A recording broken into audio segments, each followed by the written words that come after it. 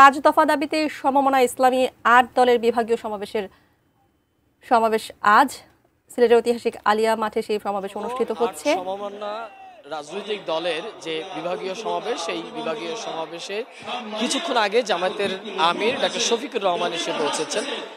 এখন শুধুমাত্র ইসলামী আন্দোলন বাংলাদেশের আমিরের আসার অপেক্ষা। স্বাস্থ্যকর অল টাইম ফ্যামিলি কেক, সব সময় অল টাইম হেলদি লাইফ। এখন এই মুহূর্তে বক্তব্য রাখছেন ইসলামী আন্দোলনের মহাসচিব মাওলানা ইউনুস আহমেদ। আমরা সরাসরি তার বক্তব্য শুনবো, তার বক্তব্যে চলে যাব।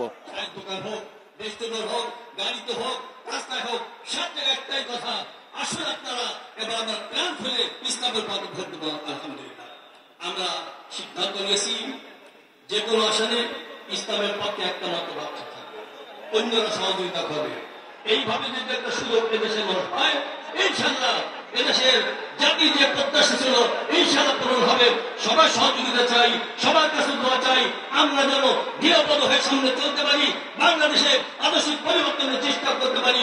আল্লাহ সবাইকে তৌফিক দান করেন, আমিন। আখিরু দাওয়ানা আলহামদুলিল্লাহি রাব্বিল আলামিন। আসসালামু আলাইকুম।